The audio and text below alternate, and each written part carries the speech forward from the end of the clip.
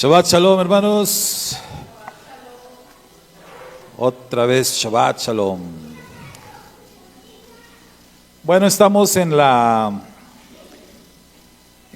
esta semana en el inicio del nuevo libro, el segundo rollo de la Torá. Recordemos que seguimos un ciclo anual de lectura y estudio de la Torá, que tiene 54 porciones, o dividido en 54 porciones, que conocemos con el nombre hebreo de, las porciones, las parashiot en plural, parashá, y a su vez las parashiot o parashá se dividen en diferentes lecturas para toda la semana, que las conocemos en hebreo como aliyá. Cada una de ellas es una aliyá. Y la palabra aliyá hemos explicado ya que el significado en hebreo es o tiene que ver con elevarse, ¿sí? Aunque nosotros lo usamos como lectura, decimos primera lectura, segunda lectura, primera aliyá, segunda aliyá. Esa palabrita aliyá en hebreo realmente significa elevarse, subir. Es decir, que cada vez que tú abres tu Biblia para leer la porción del día, lo que estás haciendo es haciendo aliyá, elevándote, ¿verdad? Elevándote hasta donde Dios está para escuchar de boca propia del Eterno su voz. Entonces, eso pasa cuando de corazón le buscas, abres tu Biblia, estás dispuesto a escuchar la voz de Dios. Así que bueno, hoy vamos a escuchar la voz de Dios, lo que Él tiene que decirnos a través del estudio de esta porción, que ahora sí, ¿verdad? Se llama Shemot. Se llama Shemot, lleva el mismo nombre del libro, Shemot, conocido en español como Éxodo, que Éxodo no es español, ¿verdad? Decimos, se conoce en español como Éxodo, pero tampoco es español, es griego. La palabra Éxodo quiere decir salida, ¿sí? Entonces, este segundo libro de la Torá, esta semana empezamos con la primera lectura, capítulo 1, verso 1 de Éxodo, hasta capítulo 6, verso número 1. Y de todo lo que a lo largo de la semana leímos y estudiamos, hoy les quiero compartir este tema que pues le titulamos el efecto espectador. ¿Sí? Ese es el título. El efecto espectador. O también le podríamos decir el fenómeno espectador.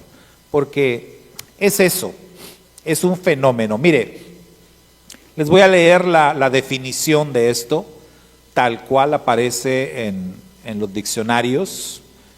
Ustedes lo consultan, buscan qué es eso, qué significa eso del efecto espectador. En los diccionarios va a decir lo siguiente: el efecto espectador es un fenómeno psicológico que se produce cuando una persona no ayuda en una situación de emergencia porque cree que otros lo harán. También se le conoce como apatía del espectador. Así, hermanos, con la pura definición, ¿les dice algo? ¿Lo entienden? El fenómeno espectador, el efecto espectador. Hay una necesidad, hay una situación de emergencia, pero nadie hace nada, porque todos están pensando, él lo va a hacer, o él lo va a hacer. Alguien lo va a hacer, alguien lo tiene que hacer, pero nadie lo hace. Ese es el efecto espectador. Ahora, ¿bajo qué situaciones se puede dar esto? Vamos a ver algunas.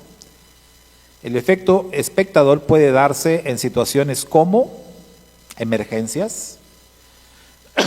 ¿Qué les parece que sería una emergencia? Pues sí, que de repente, ¿verdad? Oye, se empezó a incendiar algo, o una persona se empieza a sentir mal, ¿verdad? De pronto alguien, imagínense que alguien de pronto empieza como que le falta el aire y se empieza a sentir mal, esa es una emergencia.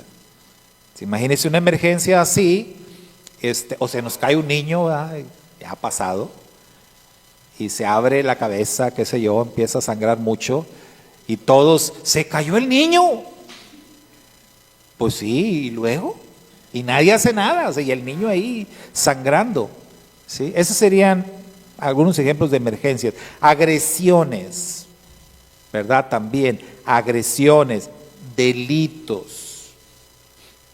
Ven que alguien se está robando algo y hay gente viendo y nadie hace nada. Se están metiendo a la casa del vecino y varios vecinos ahí se están asomando nada más. Y ven cómo se está perpetrando el delito, pero nadie hace nada. ¿Sí? Es parte del fenómeno espectador. Discusiones de pareja. O sea, ves a una pareja discutiendo, ¿verdad? Fuerte, o los ven varios y nadie hace nada. Y dicen, no, pues es que ahí no hay que meterse, ¿verdad? Es la pareja. Bueno, pero pues que se vayan a discutir allá a su casa, ¿verdad? Pero si están discutiendo en un lugar público, si están discutiendo ahí donde hay personas, pues alguien tiene que hacer algo, ¿no? Personas tumbadas en la calle, esto es algo desgraciadamente más común de lo que creemos, ver a alguien tirado en la calle, y mucha gente puede pasar y lo ven ahí, y nada más lo brincan o le sacan la vueltecita, ¿no? Pues quién sabe qué tendrá. Nadie hace nada. O presenciar un crimen. O sea, hay muchos ejemplos de situaciones que podemos comentar, que podemos decir, y que dan lugar a esto que se conoce como el efecto espectador.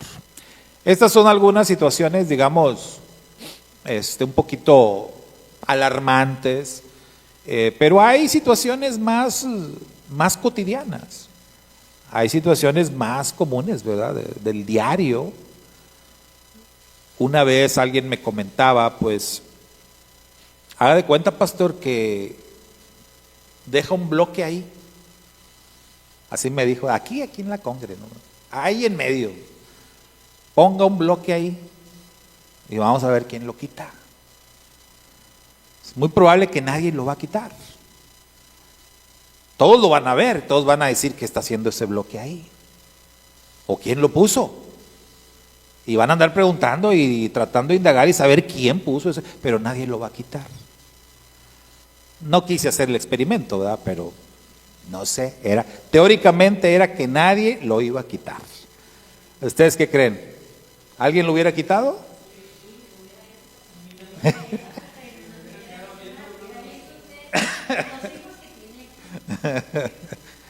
Bueno, no les voy a decir quién me dio esa idea, ¿verdad? Pero algún día lo haremos, pero con algo diferente. ¿Sí? Pero bueno, hay muchos ejemplos, muchos ejemplos que podemos comentar acerca del efecto espectador. El efecto espectador puede verse influenciado por la ambigüedad de la situación, por los prejuicios sociales. Esto es lamentable, pero es verdad. Prejuicios sociales, por la forma de vestir de la víctima. O sea, a veces el convertirse en un espectador tiene que ver con algo de esto, con prejuicios. A veces hay personas que dicen, mira, ese señor le está pegando a la mujer. Pues algo ha de haber hecho, ¿no? Pues algo ha de haber hecho, se lo ganó. Entonces, prejuicios, a veces la forma de vestir. Está tirada esa persona, es un vagabundo, mira cómo está vestido. Así se la pasa tirado en la calle, ¿no? No, ni lo ayudes. Ese tipo de pensamientos dan lugar a lo que es el efecto espectador. A veces también el resultado o las experiencias vividas en el pasado. A muchos nos ha ocurrido que al tratar de ayudar nos fue mal. Nos fue mal, incluso hasta en nuestra cultura tenemos dichos para eso, ¿no? Hay uno que dice, por andar de redentor salí crucificado, ¿no? Algo así. A propósito de, ¿no? Por querer hacerla de redentor salí crucificado.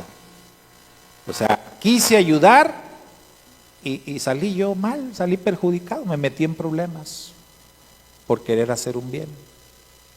¿Sí? ¿Les ha pasado? Cuando te pasa eso, esa experiencia, pues le añade o va a ser algo que va a influenciar en ti el fenómeno espectador, porque cuando vuelvas a ver una situación similar, vas a decir, ah, no, yo así, ya aprendí, yo no me voy a meter, yo no voy a hacer nada. Entonces las experiencias también, ¿verdad? Lamentablemente ocurren. Les platiqué una vez, ¿verdad? Que nosotros, mis amigos y yo, jovencitos, tratamos de ayudar a una mujer que su, no sé, sería esposo, novio, no sé, la iba golpeando por la calle, la iba golpeando. Nosotros estábamos ahí trepados en un árbol, solíamos subirnos en un árbol. Y de allá de arriba vimos que le iba pegando este hombre, y mira, y le iba pegando pero feo. Entonces, pues nosotros ahí aburridos, y pues vamos a hacer algo, ¿no?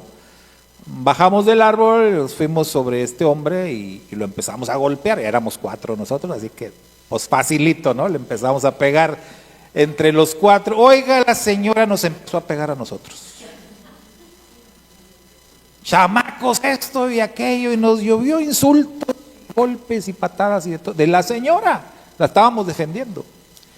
Entonces, pues, dices, no, con eso tengo, ¿no? Jamás vuelvo a intervenir en una situación así. Entonces, a veces las circunstancias también alimentan esto que es el efecto espectador. Bueno, ¿qué tiene que ver esto con nuestra porción de la semana? Vamos a ver. La Parashá Shemot nos presenta 3 narrativas en donde se puede apreciar que Moisés era una persona que rompía con el efecto espectador. Es decir, que Moisés, al ver que nadie más hacía nada, él sí tomaba la iniciativa, él sí intervenía para proporcionar ayuda a quien lo necesitaba. Entonces, Moisés no le gustaba ser espectador. Moisés no le gustaba ver nada más lo que estaba pasando, él intervenía. Entonces vamos a analizar, hermanos, estas 3 historias y vamos a aprender de Moisés para ver si esto nos anima, nos ayuda a dejar de ser espectadores y convertirnos más bien en ayudadores. Personas que ayudan, personas que intervienen cuando haya una situación así, ¿verdad? Que lo amerite. Primera historia. La primera historia. Bueno, en esta porción vemos que el nacimiento de Moisés, la salvación milagrosa de Moisés, siendo un bebé, la providencia divina, la adopción de Moisés como hijo de la hija del faraón. Moisés va a ser educado como príncipe de Egipto, pero también por la providencia divina va a ser educado por su propia madre en el palacio del faraón, de tal manera que aunque Moisés creció como un príncipe de Egipto, él sabía perfectamente quién era él. Él sabía que era un hebreo, él sabía a qué pueblo pertenecía. Entonces, con esto en mente se desarrolla la primera historia. Y nos dice la Torá que Moisés vio a un egipcio que estaba golpeando a un hebreo. La Torá dice que Moisés volteó hacia un lado, hacia otro, se dio cuenta que no había nadie y entonces mató al egipcio. Shemot 2:12, Éxodo 2:12. Ahora, una forma de entender esto, una forma de entender lo que hizo Moisés, esto que dice la Torá que volteó para todos lados antes de matar al egipcio, es que él se estaba asegurando de que nadie lo fuera a ver. para que no lo fueran a acusar. ¿Ustedes qué creen? Pues cuando vamos a hacer algo malo hacemos eso, ¿no? Si voy a hacer algo malo, pues no hay nadie, no hay cámaras, no hay nada, ¿okay? ¿Puedo actuar? Esa es una forma de verlo. La Torah dice que él volteó a todos lados y luego se levantó contra el egipcio y lo mató. La forma más común de interpretar esto, de ver esto, es así. Que él se quería asegurar de que nadie lo viera para que no lo pudieran acusar. Sin embargo, hay otra forma distinta de ver las cosas y esto tiene que ver con lo que estamos hablando. Esto tiene que ver con el efecto espectador. Entonces, otra forma diferente de entender esta escena es que el egipcio en verdad está golpeando al hebreo ante la presencia de otros esclavos hebreos. Y cuando Moisés mira en ambas direcciones, lo hace pues, para ver si alguien va a hacer algo. O sea, lo que él está haciendo no es como que, a ver, nadie me ve, sino, nadie va a hacer nada. O sea, ¿en serio? Le están pegando a tu hermano. ¿No te das cuenta? Mira a este egipcio malvado. ¿No vas a hacer nada tú? ¿Tú tampoco? ¿En serio? ¿Nadie? Es otra forma de ver las cosas. Entonces, en esta forma de interpretar, Moisés está esperando que los hebreos que están allí intervengan. Es lo lógico. Moisés está vestido como egipcio. Entonces Moisés está, digamos, apegándose a la lógica de que se supone que yo soy egipcio. Se supone que yo no le debo de pegar a otro egipcio. Pero ustedes son hebreos. Ustedes sí deben de ustedes. Es más, ustedes están obligados a entrar, a defenderlo, a hacer algo por su compañero, por su hermano. Pero para sorpresa de Moisés, pues nadie hizo nada. Nadie intervino en favor del esclavo hebreo.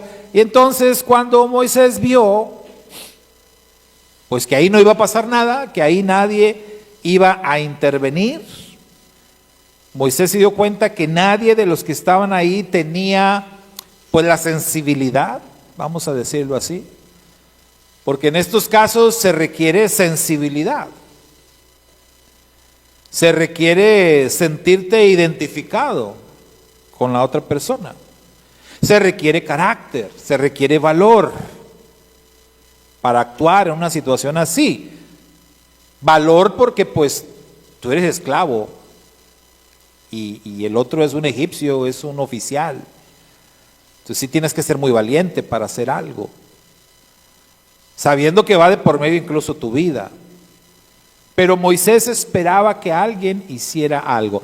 Cuando Moisés se da cuenta entonces que no hay nadie que vaya a actuar, que no hay nadie que vaya a tener el valor para defender a la víctima en ese caso, en otras palabras, cuando Moisés se da cuenta que está ante un grupo de espectadores, entonces Moisés se decide y dice, pues lo voy a tener que hacer yo. Lo voy a tener que hacer yo porque definitivamente aquí nadie más lo va a hacer. Y es cuando la Torah nos dice, entonces Moisés se levantó contra el egipcio y lo mató. Y lo mató. Entonces ahí ya de antemano vemos que pues hubo testigos de lo que Moisés había hecho.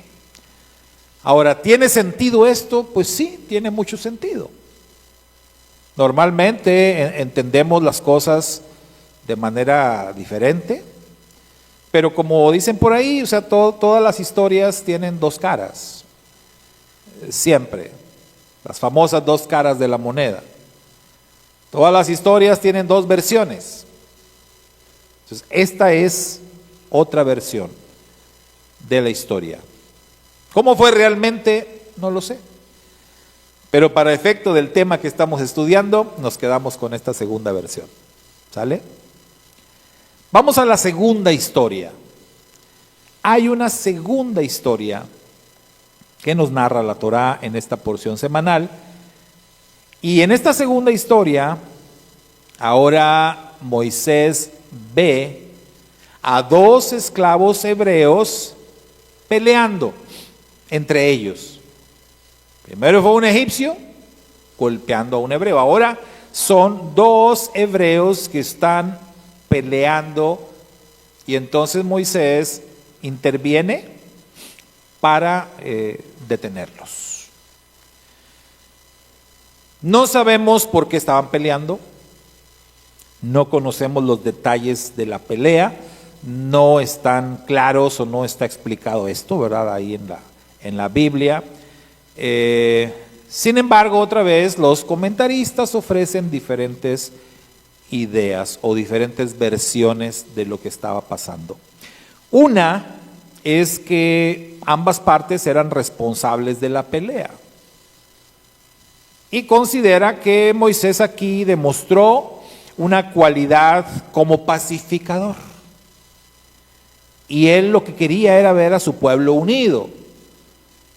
¿Por qué están peleando? Ustedes son hermanos. Son parte del mismo pueblo. No deben de pelear entre ustedes. ¿Alguna vez les pasó que ustedes peleaban con su hermano, su hermana, y su mamá o su papá les decían: hey, ¿por qué están peleando? Ustedes son hermanos, ustedes no deben de pelear, ustedes se deben de querer. Si van a pelear, peleen con otra gente, ¿verdad? También, ¿no? Abraza a tu hermano, y bien enojado, ¿sí? Que lo abraces, te digo. Entonces, Moisés tenía como que esa cualidad de pacificador. En esta versión de la historia, entonces, lo que tenemos son dos personas peleando porque, pues, digamos, tenían algún motivo, pero digamos que era una pelea justa, por así decir. O sea, lo que quiero decir que los dos estaban golpeando el uno al otro. Era una riña, estaban en igualdad de condiciones, cualquiera podía ganar esto, ¿no? Y Moisés simplemente quiso calmar las aguas, quiso que se tranquilizaran, que dejaran de pelear. Esa es una forma de verlo, pero hay otra versión, ¿verdad? Siempre hay dos versiones. O sea, en contraste, otra versión, otra interpretación, sugiere que esta escena involucra a un perpetrador o a un abusivo y a una víctima. Tenemos a dos hebreos, pero uno de ellos era, ¿cómo le dicen ahora? Buleador. O sea, uno de ellos le gustaba hacer bullying, ¿no? Era abusivo. Y el otro pues era tranquilito. O sea, hay personas que son muy pacíficas. Personas que no son de pleito, que tú les puedes decir cosas y insultarlos y no son de problemas. En cambio hay otros que les gusta pelear, les gusta abusar, les gusta pegar, les gusta insultar, etc. Entonces, esta versión dice que uno de ellos era así, era un perpetrador, era un abusivo. Y la otra persona era una víctima.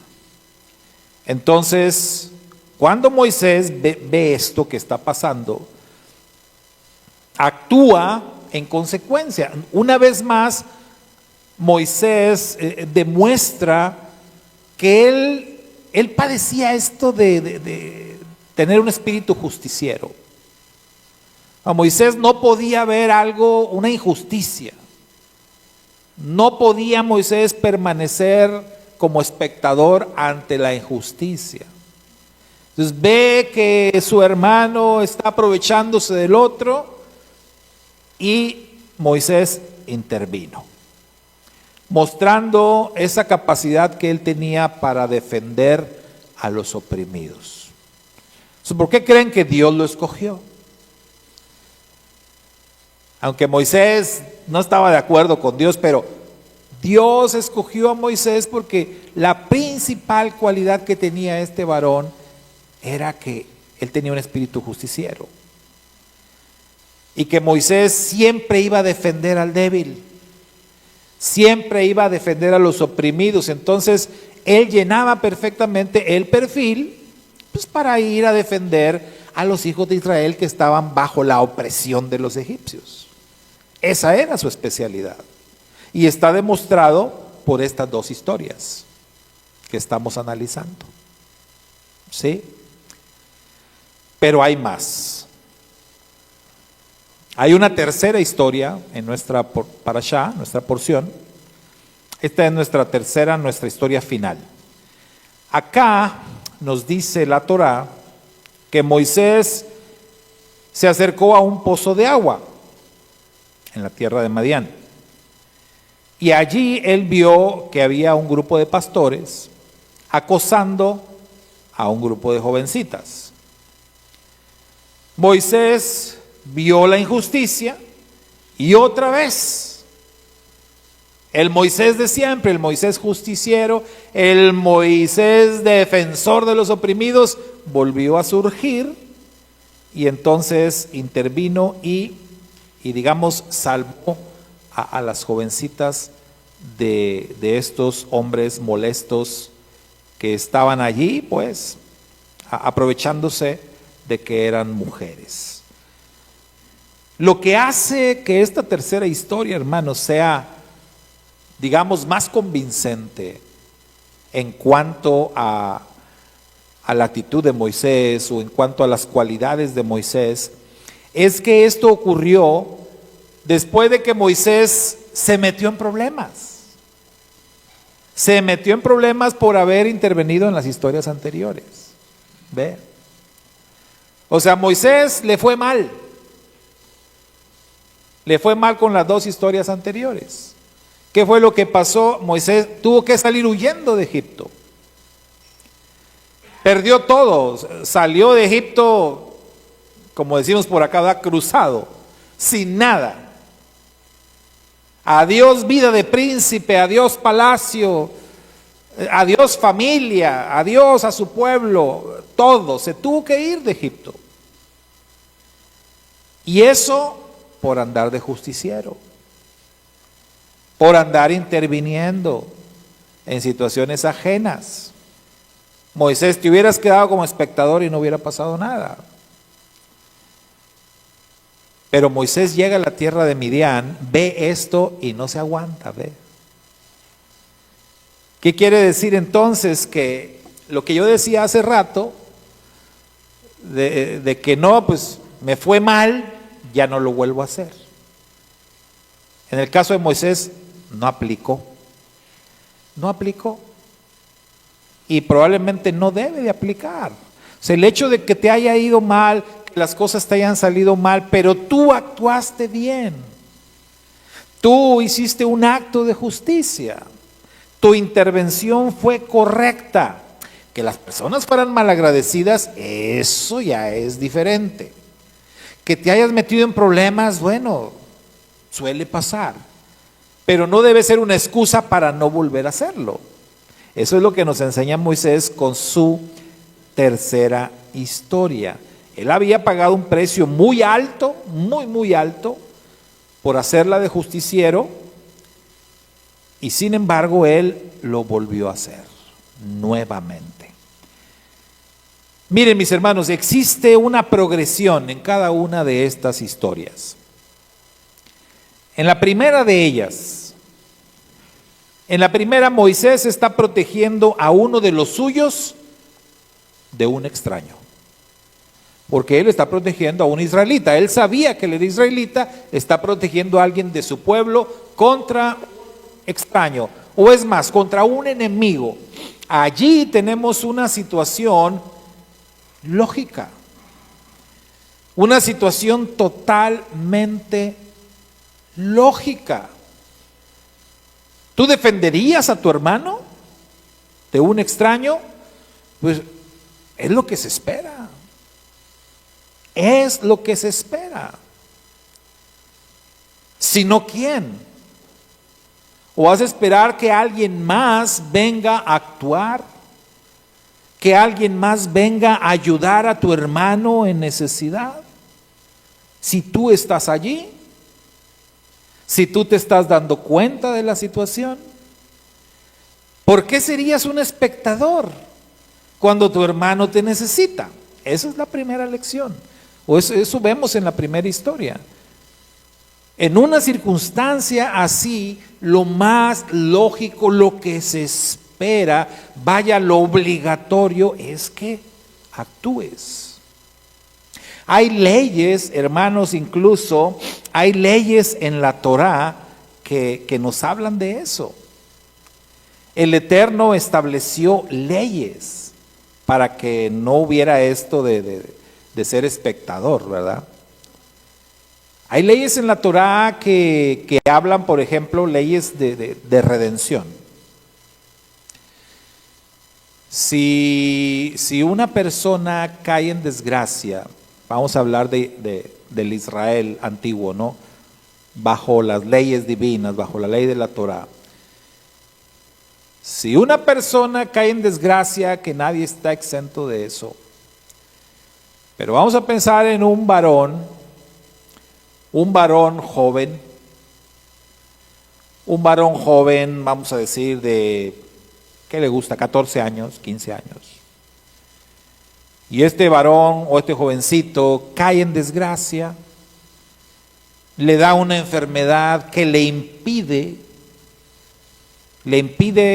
desarrollarse, le impide trabajar, le impide valerse por sí mismo. ¿Quién lo va a ayudar? ¿Quién va a ver por él? ¿Quién va a ver que él pueda alimentarse? Que tenga un taco, ¿verdad? para comer, que vista, que sobreviva. ¿Quién va a ver por él? Entonces, para evitar el tema de los espectadores y que te eches la bolita uno con otro, la Torá es muy clara, establece leyes sobre esto, y entonces la primera opción, según la Torá, es su padre. Su padre. Porque es el padre el primero. Es el privilegio, porque más allá de una responsabilidad es un privilegio. Y el papá es el que va a decir, es mi hijo, y yo no necesito que nadie me le ande ayudando, ¿verdad? Yo soy su padre y yo lo voy a cuidar y yo voy a ver por él y yo voy a estar ahí porque yo soy su padre. ¿Me explico? Pero ¿y si no tiene padre? ¿Y si su padre ya murió? ¿O si su padre también está enfermo? En una situación similar. ¿Cómo se va a resolver esto? Dice la Torá, vamos a ver si hay hermanos. Vamos a ver si hay hermanos. Entonces, después del papá, la responsabilidad va a recaer en el hermano mayor. El hermano mayor es el que se va a hacer responsable. Así manda la Torá. Es que no hay hermanos, no hay otros hijos varones. En esta familia no hay hermanas, pero no hay hermanos varones. Tío. ¿El papá tiene hermanos varones? Si es así, entonces le toca al tío. O le toca a los tíos. Varones, siempre los varones por delante. Pero ve, o sea, la Torá va desmenuzando el asunto y la Torá va delegando responsabilidad, pero alguien va a tener que responder. Alguien va a tener que hacerse cargo. Y la Torá va viendo una opción, otra opción, otra opción. El punto aquí es que alguien tiene que ayudar en medio de la necesidad. Pero visto así en la primera historia de Moisés, el que está obligado es el más cercano, o sea, la familia, pues. Porque si ustedes se fijan, la Torá va deslindando en la familia. La Torá no dice, bueno, a ver si viene alguien de por allá, o un vecino, o un familiar lejano. No. La Torá primero va deslindando por los familiares más cercanos. Primero el padre, segundo los hermanos, tercero los tíos, y ahí nos vamos a ir. Pero la responsabilidad es de los más cercanos, o sea, de la familia. Y eso fue lo que Moisés demostró. ¿Quién va a defender a este hombre sino sus hermanos? Y él actuó entonces en consecuencia. Él está defendiendo a su hermano de un extraño, de un enemigo. Porque eso es lo que se espera, eso es lo lógico, eso es el sentido común, ese es el diseño de Dios, así Dios lo ha planeado. Es la familia, siempre. Ahora, si llega a pasar, porque lamentablemente sí llega a pasar,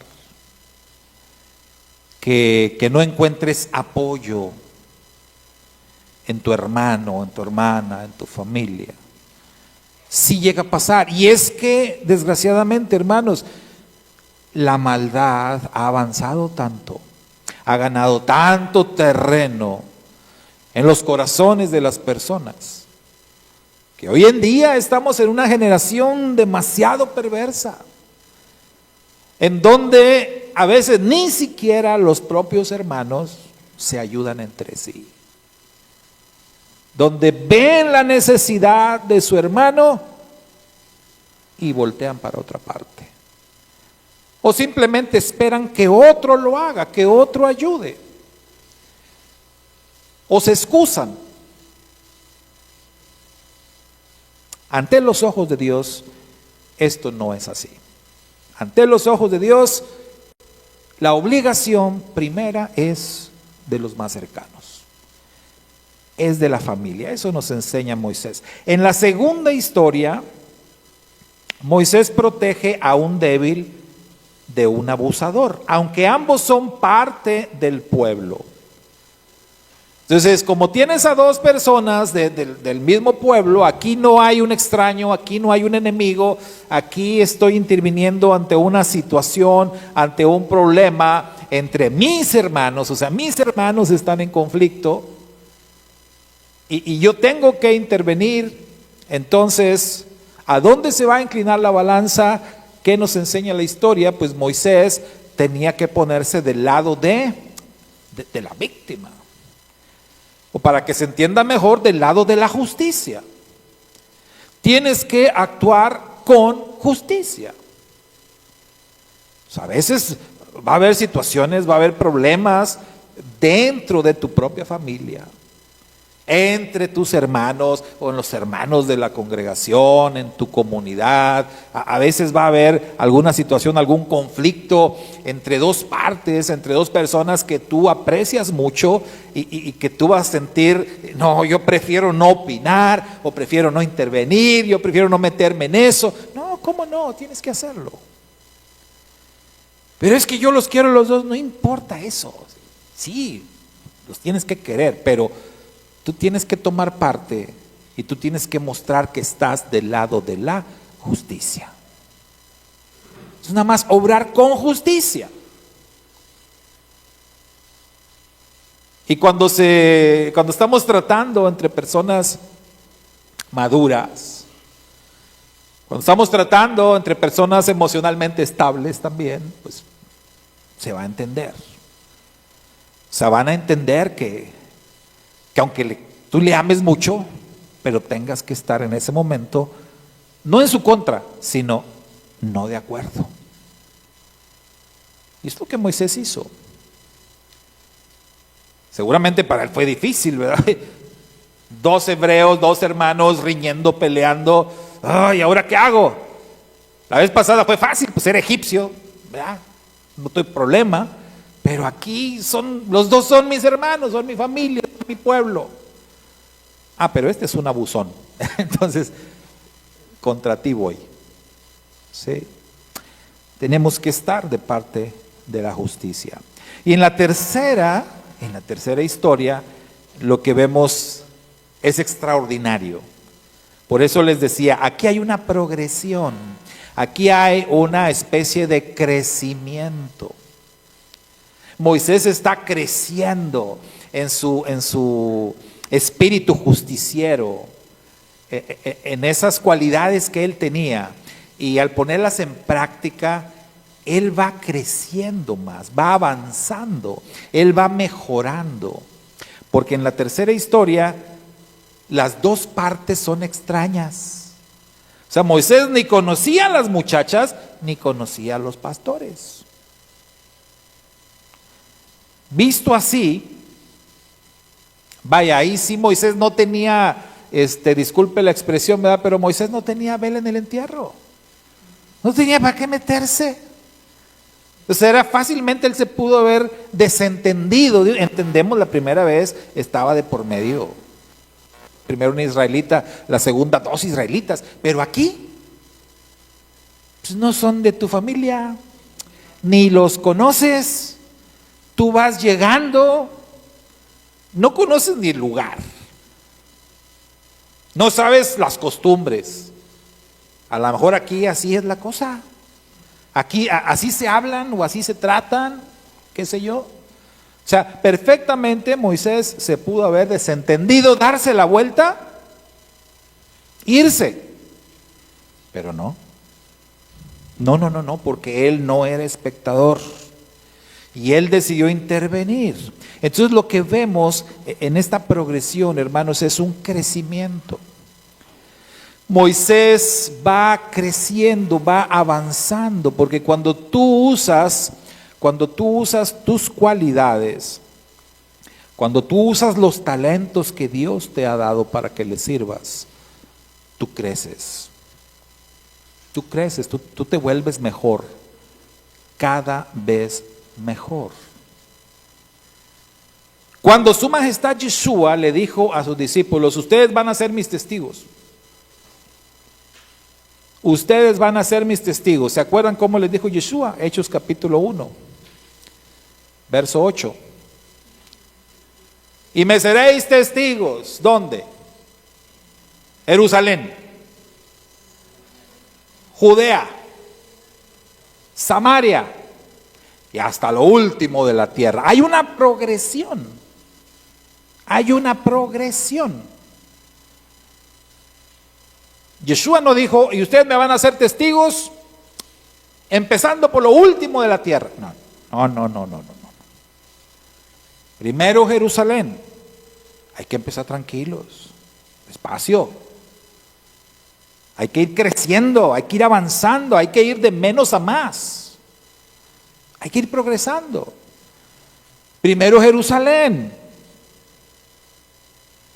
Sí, porque hay personas, he visto muchas historias, sobre todo jóvenes. De hecho, hace años conocí un muchachito, un jovencito, que así jovencito, y él decía, oh hermano, es que me quiero ir de misionero a la India. En la India quiero yo ser misionero. Y sus papás preocupados, oiga hermano, hable con mi hijo, se quiere ir a la India. Es muy fácil, ¿no? Es muy fácil resolver eso. O sea, a ver, mi hijo, venga para acá. Quiere ir a la India. Bueno, primero vamos a ver si está listo, ¿verdad? Primero vamos a probar aquí. Empiece ahí en su barrio, empiece ahí con sus amigos, empiece con su familia, empiece ahí a hablarles. Y ya cuando empiece, oh hermano, ves que está bien difícil, y te quieres ir a la India. ¿Tú crees que allá va a ser fácil? Allá te matan. Allá se dan cuenta que eres misionero y te matan luego. No, o sea, hay que ir progresando, hay que ir avanzando. Por eso Yeshua dijo así, primero Jerusalén. Si ya empezaste Jerusalén y hasta que dice el libro de Hechos, los discípulos llenaron toda Jerusalén de la doctrina, de la enseñanza del Mesías, entonces, bueno, ya están listos ahora sí para ir a la siguiente etapa, Judea, o sea, toda la región. Hay que salir de Jerusalén. Pues se acuerdan que dice Hechos que ya no querían, estaban muy a gusto. Entonces vino una persecución, tuvieron que salir de Jerusalén y entonces ya fueron hasta Judea, toda la región. Mientras huían y iban predicando. Ahí van progresando. Luego venía Samaria. Samaria, y acuérdense hermanos, ¿qué pasaba con Samaria? ¿Qué situación había entre judíos y samaritanos? No se podían ver ni en pintura, ¿verdad? No sé. No había buena relación. De hecho, cuando un judío iba a atravesar una ciudad, o si iba a pasar por una ciudad de Samaria, mejor rodeaban. Yeshua no, ¿verdad? Yeshua él se metía, pero normalmente el judío rodeaba la región de Samaria. Porque ellos decían, no se va a pegar algo aquí. O sea, no era que tuvieran miedo. Eran porque eran racistas, eran samaritanos, fuchi, ni me acerco a esta gente. Samaria, me vas a hacer testigo en Samaria. La idea es, cuando tú logres ser testigo en Samaria, estás listo para ser testigo en cualquier parte. En cualquier parte. Si ya lo lograste en Samaria, puedes ir a donde tú quieras, hasta lo último de la tierra. Pero tienes que ir en orden. Porque Samaria representa lo peor. Samaria representa lo que tú más detestas, lo que tú más odias, lo que tú no puedes ver, lo que tú no soportas. Eso es Samaria. Vence ese obstáculo y vas a estar listo para lo que sea. Las experiencias de Moisés nos muestran que fueron experiencias progresivas. El primero está defendiendo a un hermano, eso era lo más lógico, es algo que se espera que cualquiera lo haga, cualquiera lo debe de hacer. Defiendes a tu hermano de un enemigo. Y ya si no haces eso, o sea, ya si no eres capaz de defender a tu hermano de un enemigo, pues entonces ¿qué vas a hacer? Cuando Moisés superó eso, bueno, a ver, ahora viene la segunda prueba.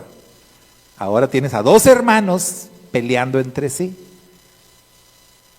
¿Qué vas a hacer? Entonces, también prueba superada. La tercera historia nos muestra ya un nivel mucho más avanzado, porque ahora él interviene ante dos partes que son extrañas para él. No conoce ni a unos ni a otros. Sin embargo, Moisés intervino.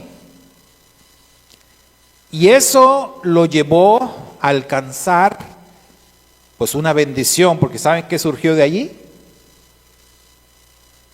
¿Qué surgió de allí, hermanos? Se casó, encontró esposa de ahí, de esas muchachas que defendió, se enamoró de una de ellas y se casó. Y mire, el que venía cruzado, el que venía de Egipto sin nada, con una mano adelante y otra atrás, gracias a esto, encontró esposa, encontró familia, encontró un hogar, encontró trabajo, encontró una vida, le fue muy bien ahí. Y se siguió entrenando 40 años para que luego el Señor llegara y bueno, ahora sí Moisés, estamos listos. Listos para la grande, ¿verdad? Para la gran misión, para la gran tarea. Has venido entrenando duro y ahora sí, a liberar a los israelitas de Egipto. Entonces de eso es de lo que se trata, hermanos. Estas tres historias de Moisés nos otorgan a nosotros un paradigma de lo que significa ser un protagonista. Lo que significa ser alguien que interviene, alguien que ayuda. No que te quedas en la banca, no que te quedas viendo nada más, no que eres un espectador, sino que tú actúas y vas avanzando y vas creciendo. Muchas veces va a haber razones de peso, créeme que sí. Va a haber razones de peso, va a haber factores que te van a decir, no intervengas, no hagas nada. No es tu asunto. No le hagas caso a eso, hermano. Siempre tenemos que estar del lado de la justicia. Y tenemos que actuar en consecuencia a favor de las causas justas. A pesar de obstáculos, a pesar de opositores, a pesar de lo que sea. Somos nosotros, porque Dios nos ha escogido para eso, defensores de causas justas, no espectadores. Así que cuando veamos que alguien necesita ayuda, cuando nos demos cuenta que alguien necesita apoyo, hermanos, hay que dejar de ser espectadores. Hay que ayudar. Hay que ser protagonistas también, igual que Moisés. Se trata de que aprendamos de Moisés. Y vea, hay desde tareas muy pequeñas hasta tareas muy grandes. Hay que ir progresando. Hay que empezar con tareas pequeñas. Si hasta ahorita tú dices, es que yo he sido un espectador, lo reconozco, me gusta ser espectador, me gusta ver nada más. Bueno, ya, deja de ser espectador. ¿Con qué comienzo, hermano? No vais a comenzar con algo muy grande. Comienza con tareas pequeñas. Saben que a veces, les voy a decir algo aquí, espero que no se haga un chisme. Que no se haga un chisme, que no lo tomen a mal. Pero a mí me gusta usar ejemplos de la vida cotidiana y de cosas que podemos ver, palpar y entender perfectamente. ¿Sale? Y yo a veces veo, saben que cuando aquí nosotros terminamos, ahorita vamos a terminar el servicio, y luego, ¿qué sigue? Vamos a comer, ¿verdad? Y para comer, ¿qué hay que hacer? Hay que poner las mesas. ¿Y quién se espera que ponga las mesas? ¿Quién las debe de poner? O sea, si tuviéramos aquí un instructivo y decir quién debe hacerlo, de quién se espera, así como decíamos hace rato, ¿no? Sería padre. Pero a veces, a veces ha pasado que ya pasó un tiempo razonable y todavía no hay mesas puestas. Bueno, terminamos de comer, siguen las actividades, ya nos vamos.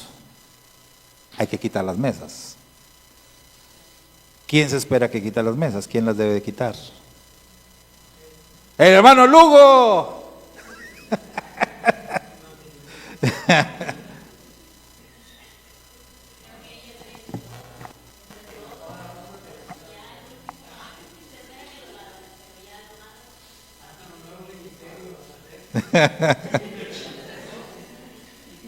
No, pero fuera de broma, o sea, se han dado cuenta, el hermano Lugo siempre las anda quitando. Siempre es él es el responsable. No. Alguien lo nombró, alguien le dijo, hermano, usted tiene que quitar las mesas. No. Pero pues lo vemos y pues sí, el hermano las anda quitando. Entonces el día que no está el hermano Lugo, entonces todos nos quedamos así. ¿Y ahora quién va a quitar las mesas? ¿Ahora quién? Como dijo aquel, ¿y ahora quién podrá defendernos? ¿Quién va a quitar las mesas? No está el hermano Lugo. Hermano, eso es algo así cotidiano, vaya, cada Shabbat es esto, ¿no? Entonces tenemos que empezar por tareas pequeñas, así, aplicarnos, dejar de ser espectadores en muchas cositas, en muchos detalles de situaciones que están ahí, que vemos, necesidades, y oye, ¿y esto a quién le tocará? Pues si tú te diste cuenta, brother, tú hazlo.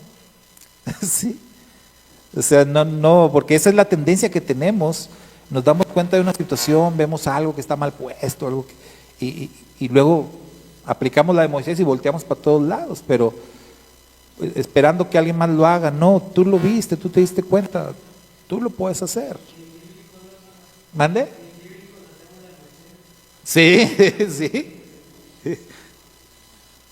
Pero ven, o sea, eso es. O sea, hay muchas formas de aplicar esto y dejar de ser espectadores. Allá en tu casa, ¿verdad? Ahí en tu familia, en tu hogar. Pasa lo mismo, porque esto es en todos lados, ¿sí o no? En todos lados. Ahí en tu casa, hermano, ¿cuántas tareas hay que hacer? ¿Cuántas cosas hay que hacer? ¿Y quién hace todo? Casi siempre las mamás. La mamá, y por eso es la reina del hogar. Porque hace todo. Sí. Todo le toca a ella. No, o sea, hay que dejar de ser espectadores, ¿verdad? Ayudar. Hay cosas que todos podemos hacer, que debemos hacer.